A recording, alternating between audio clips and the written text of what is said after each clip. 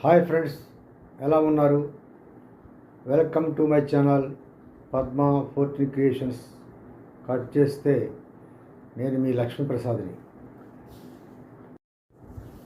మాది ఒక మారుమూల గ్రామం. ఎలాంటి అభివృద్ధి జరగలేదు. సరైన రోడ్డు మార్గం, తాగటానికి నీటి సౌకర్యం లేదు.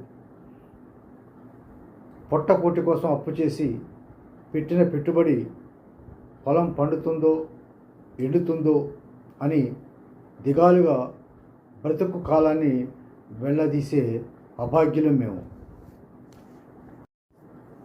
కష్టాలు తీరుస్తామని చెప్పి పట్టించుకునే రాజకీయ నాయకులను 5 సంవత్సరాలుగా తిడుతూ వచ్చే ఎన్నికల్లో ప్రలోభాలకు లొంగకుండా ఓటు వేసి మంచి నాయకులను ఎన్నుకోవాలని ఆశపడే ఒక సామాన్యులు. అధికార మదంలో పేదలను చిన్న చూపు చూసేవారిని ఏమీ అనలేని నిస్సహాయులు. గ్రామ నిధులను పందికొక్కుల్లా పీక్కు తింటున్నా పట్టించుకొని మోగవాళ్ళు. చేసిన అప్పులు తీర్చడానికి మళ్ళీ అప్పులు చేయాల్సి రావటం, మళ్ళీ అవి తీరతాయో లేదో అనే బెంగతో బతుకు వెళ్ళదీస్తున్న అభాగ్యులం. సరిగా ఎన్నికలకు కొన్ని నెలల ముందు పూనకం వచ్చినట్టుగా గత 4 సంవత్సరాలలో ఎప్పుడూ కానరాని మాట్లాడని వాళ్ళు నమస్కారాలు పెడుతూ గ్రామంపై ప్రేమను వరకబోస్తూ కుల సంఘానికి 2 లక్షలు అంటారు. ఇంకా ముందుకు వెళ్ళి కుల సంఘానికి భవనం కట్టిస్తామంటారు.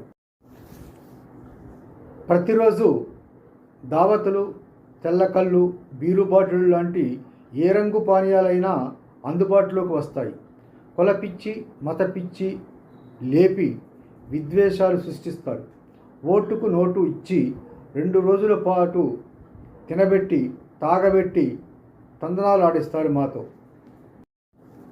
ఇక ఎలక్షన్ అవ్వగానే మళ్ళీ ఎప్పటిలాగే సీన్ రిపీట్ అవుతుంది.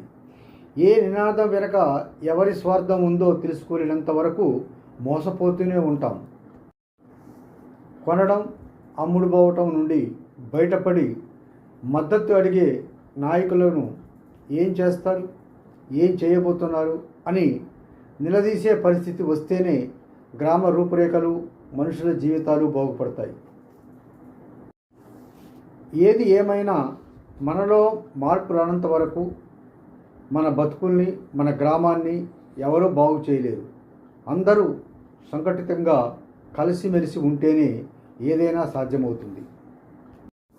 ఈ వీడియో నచ్చితే లైక్ చేయండి, షేర్ చేయండి, సబ్స్క్రైబ్ కూడా చేయండి. మీ సూచనలు, సలహాలు మాకు తెలియజేయండి. సర్వేజనో సుఖినో భవంతు. అందరూ బాగుండాలి, అందులో మనం ఉండాలి.